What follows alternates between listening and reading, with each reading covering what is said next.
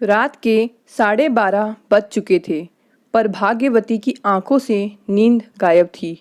लेटे लेटे वह अतीत की यादों में खो गई। उसे वह दिन आज भी भली भांति याद है जब उसने तीसरी संतान के रूप में भी बेटे को जन्म दिया था। भाग्यवती और उसका पति धनपद दोनों उस दिन खुशी के मारे फूले नहीं समा रहे थे। तीसरे बेटे राकेश के जन्म के समय पहला बेटा राजवीर 6 साल, दूसरा बेटा राजेश 3 साल का था। उस दिन गांव की सभी औरतें उसे बधाई देने आई थी। गांव में हर औरत भाग्यवती के भाग्य को सराहती थी। भाग्यवती के 3 बेटे हैं। वह तो बेटी की शादी, दहेज की सारी चिंताओं से बच गई है। बुढ़ापे में उसकी बहुत सेवा होगी। आखिर 3 बेटों की माँ है। उन दिनों भाग्यवती के चेहरे पर 3 बेटों की माँ होने का गर्व साफ झलकता था। वह अपने भाग्य पर खूब इतराती। मैं पुलिस में हूँ, ईमानदारी से कमाता हूँ, दूसरों की तरह बेईमानी नहीं करता। फिर भी मेरी इतनी आमदनी है कि हम अपने बेटों को अच्छी शिक्षा दे सके। हम इन्हें बहुत पढ़ाएंगे। देखना मेरे बेटे अच्छे अच्छे पदों पर नौकरी करेंगे।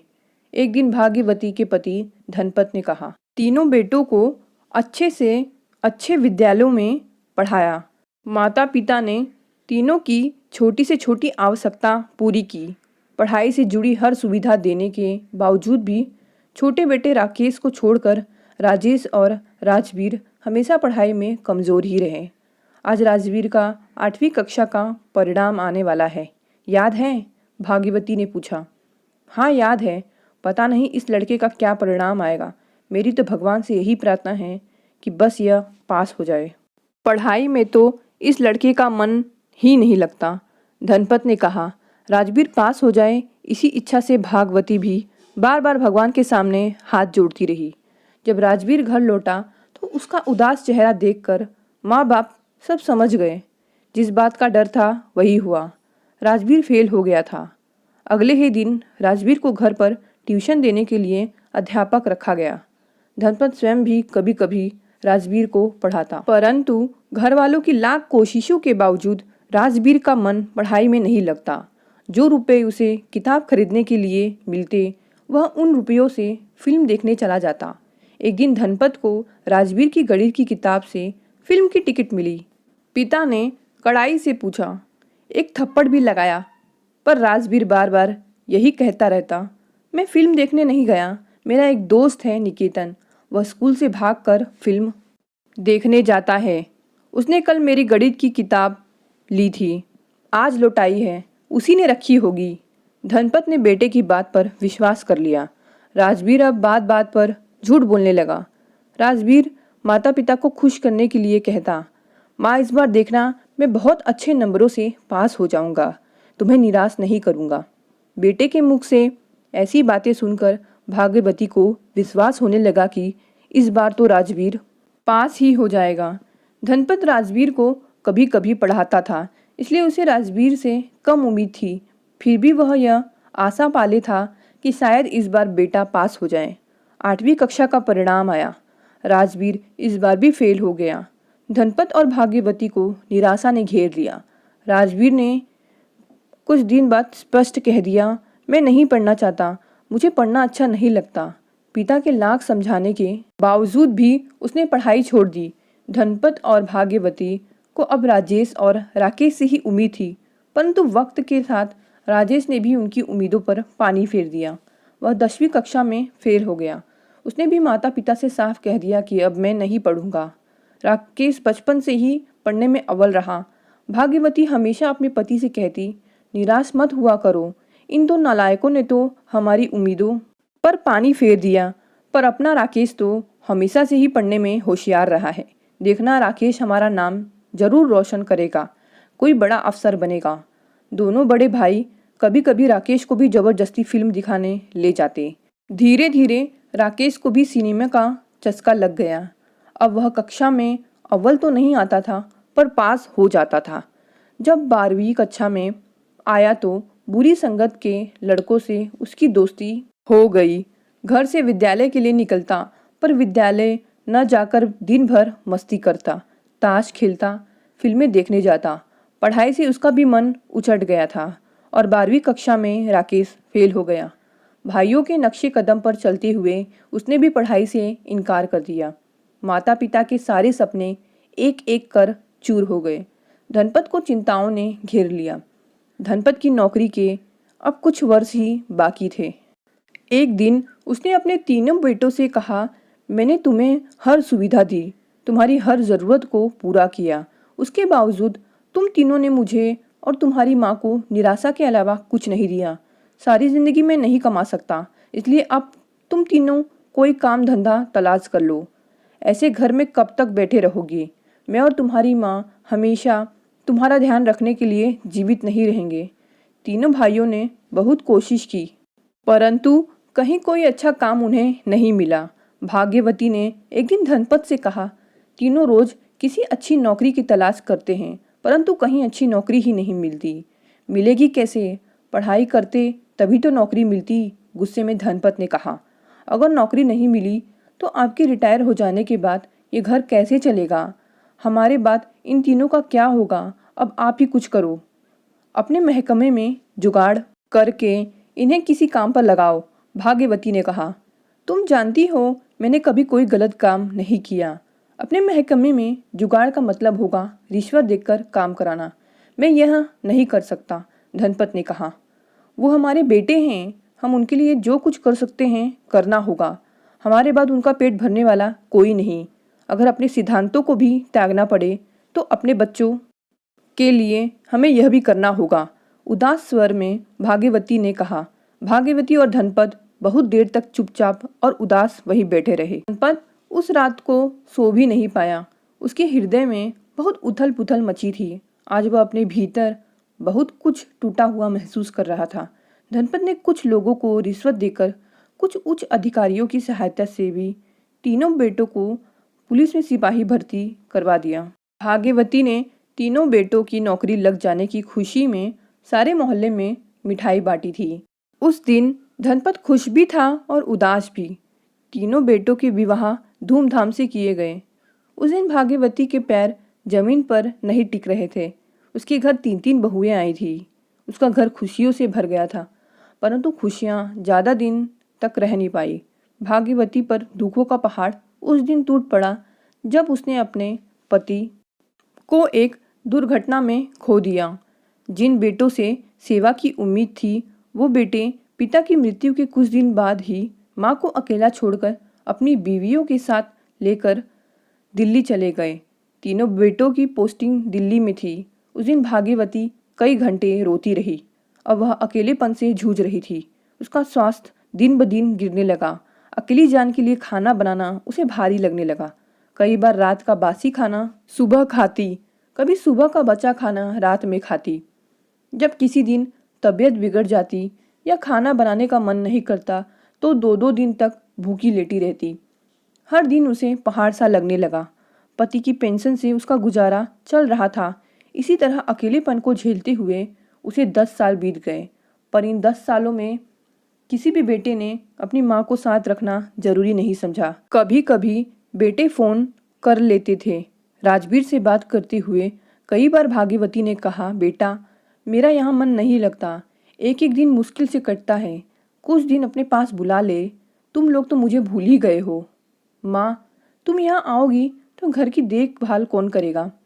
तुम घर की देखभाल के लिए गांव में ही रहना होगा। यह कहकर राजवीर ने फ़ोन काट दिया। भाग्यवती के आंसू उस रात थमने का नाम ही नहीं ले रहे थे। एक रोज जब भाग्यवती छत पर कपड़े सुखा रही थी तो कपड़ों से गिरे पानी के कारण उसका पैर फिसल गया और वह छत से आंगन में गिर पड़ी। उसकी चीख सुनकर पड़ोसी दौड़ आए। जल्दी से उसे शहर के अस्पताल ले जाया गया। गिरने के कारण उसकी घुटने की ऊपर की एक हड्डी टूट गई। इलाज के लिए 20,000 रुपये जमा कर दीजिए, डॉक्टर ने भाग्यवती के साथ आए गांव के लोगों से कहा। यह खबर तीनों बेटों तक पहुंचाई गई। पड़ोसी काका ने फ़ोन पर तीनों लड़कों से विनती की कि बेटा अपनी माँ को साथ ले जाओ, इसका इलाज कराओ। यहाँ कौन है इसकी देखभाल करने वाला? छोटा बेटा राकेश माँ को दिल्ली ले आया। उसे यहाँ आए 1 हफ्ता हो गया था। यहाँ आने के बाद बेटे बहू ने उसकी बहुत सेवा की। बहू सबसे पहले खाना भाग्यवती को खिलाती, अपनी सास के कपड़े धोती, बालों में तेल लगाती। खुशी खुशी दिन बीतने लगे। उसे यहाँ आए 25 दिन कब पूरे हो गए उसे पता भी न चला। इस बीच राजवीर और राकेश भी उससे 3-4 बार मिलने आए। राकेश ने अब तक पैर की टूटी हड्डी का इलाज नहीं कराया था। भाग्यवती भी अब लकड़ी के सहारे धीरे धीरे खड़ी होने लगी। भाग्यवती सोचती, राकेश के पास वक्त नहीं है, जब भी उसके पास वक्त होगा वह मुझे अस्पताल जरूर ले जाएगा। शाम को थक कर लौटे बेटे से अस्पताल कब लेकर जाएगा, बार बार यह पूछने का उसका मन नहीं करता था। अक्सर रात में बेटे को गोद में लिटाकर उसके बालों को कई देर तक सहलाती, जैसे हृदय का सारा प्यार उस पर लुटा देना चाहती हो। एक दिन शाम को टेलीविज़न देखते हुए भाग्यवती ने कहा, बेटा अब मैं हमेशा अपने बहू बेटे और पोते के साथ रहूंगी। इतने अच्छे परिवार को छोड़कर मैं गांव अकेली क्यों रहूं? मैं अब वापस नहीं जाऊंगी। यह सुनकर राकेश और उसकी पत्नी अनीता को सांप सूंघ गया। राकेश को दूसरे कमरे में आने का इशारा करके अनीता वहां से चली गई। आप तो कहते थे कि माँ की इतनी सेवा करो कि वह चलने लायक हो जाए, और जब धीरे धीरे चलने लगेगी तो वापस गांव छोड़कर आओगे। पर आपकी माँ तो मेरी छाती पर मूंग दलना चाहती है। अब मैं एक दिन भी इनका कोई काम नहीं करूँगी, अनीता ने गुस्से से कहा। राकेश ने उसे समझाते हुए कहा, यदि उस वक्त माँ को नहीं लाता तो गांव में हमारी क्या इज्जत रह जाती। राजवीर भैया ने कहा था जाकर माँ को ले आओ, फिर मैं अपने घर ले आ जाऊँगा। जब मैं माँ को ले आया तो उन्होंने भी माँ को ले जाने से इनकार कर दिया। मैंने सोचा था जब थोड़ा सा चलने लायक हो जाएंगी तब गांव छोड़ आऊँगा। मुझे भी कहाँ पता था कि माँ को अपनी सेवा कराने का इतना शौक है कि जाने से इनकार कर देगी। तुम चिंता मत करो, अब देखो मैं मुसीबत से पीछा कैसे छुड़ाता हूँ। माँ, राजवीर और राजेश भी तो तुम्हारे साथ रहना चाहते होंगे, कुछ दिन उनके यहाँ भी रह जाओ, राकेश ने माँ से कहा। भाग्यवती को बेटे की यह बात ठीक लगी। आखिर उसके लिए तीनों बेटे बराबर हैं। उसने तय किया कि वह पहले बड़े बेटे राजवीर के घर जाएगी, फिर मंझले बेटे राजेश के घर रहने जाएगी। राकेश ने राजवीर को फ़ोन करके सब बता दिया। माँ अब गांव वापस नहीं जाना चाहती है, हम तीनों के साथ रहना चाहती है। मैं आज उन्हें आपके घर छोड़ जाऊंगा। मेरे घर आए उन्हें 1 महीना हो गया है, मैं अब नहीं रख सकता, अब आप रखिए। जब माँ को लेकर राकेश राजवीर के घर पहुंचा तो राजवीर की पत्नी ने स्पष्ट शब्दों में कह दिया, यह बुढ़िया मेरे घर में नहीं रहेगी। अगर ये मेरे घर में रही तो मैं जहर खा लूँगी। फिर सासू जी आप भी खुश रहना। भाग्यवती को ऐसा लगा जैसे किसी ने एक साथ उसे 1000 कोड़े लगा दिए हो। उसकी आंखों से आंसू झरने लगे। भरे गले से भाग्यवती ने कहा, राजवीर बेटा, मैं तुम्हें सुखी देखना चाहती हूँ। मेरे यहाँ रहने से तेरे घर की सुख शांति खतरे में पड़ती है तो मैं नहीं रहूँगी। तुम दोनों खुश रहो।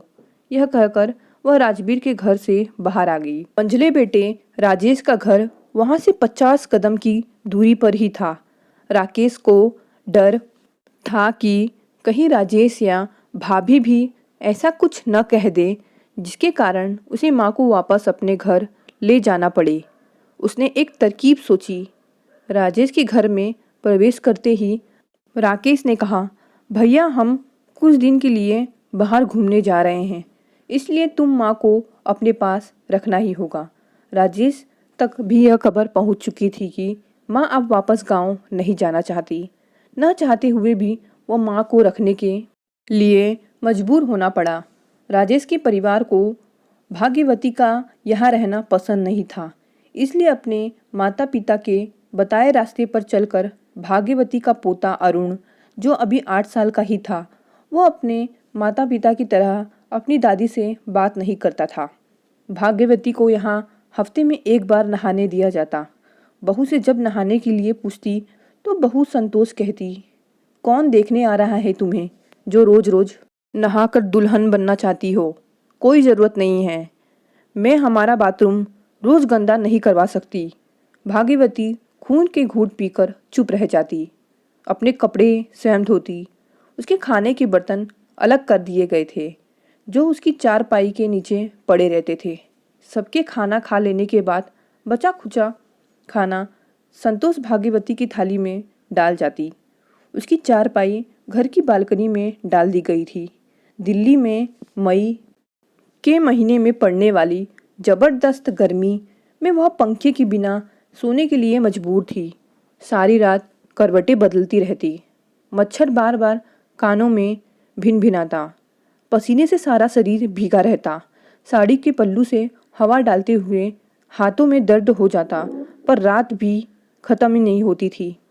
इस अपमान को सहते हुए कितनी बार उसने भगवान से प्रार्थना की, हे भगवान, क्या इतना दुख दिखाने के लिए तूने मुझे जिंदा रखा है? अब बर्दाश्त नहीं होता, अब अपने पास बुला ले। राकेश के पापा आप तो चले गए, पर मुझे यहाँ क्यों छोड़ गए?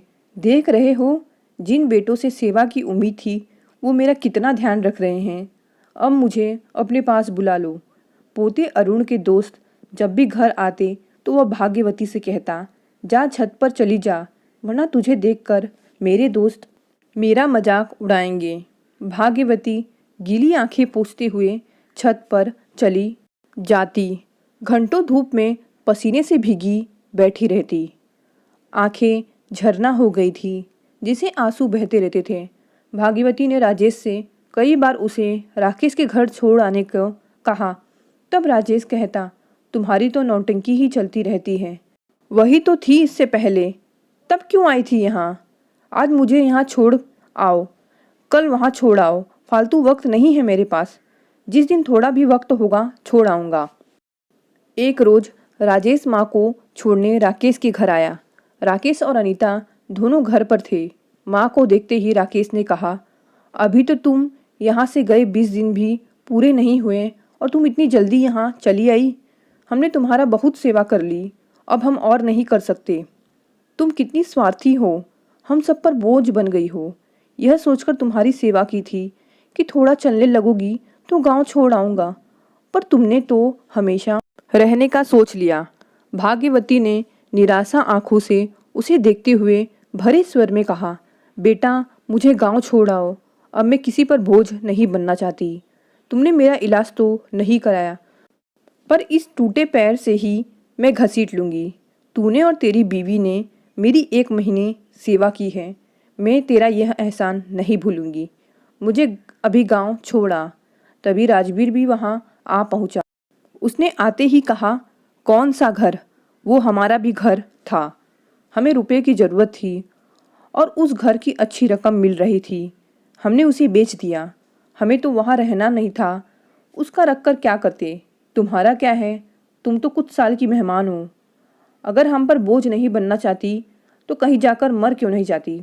भाग्यवती का चेहरा रो रो कर लाल हो चुका था। तीनों बेटों के होने के बावजूद आज उसे लग रहा था जैसे उसे अपना सब कुछ खो दिया है। इस दुनिया की भीड़ में वह अकेली रह गई है।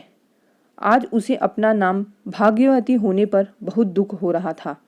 बार बार गांव की औरतों के शब्द उसके कानों में गूंजने लगे। भाग्यवती की बुढ़ापे में बहुत सेवा होगी, आखिर 3-3 बेटों की माँ है।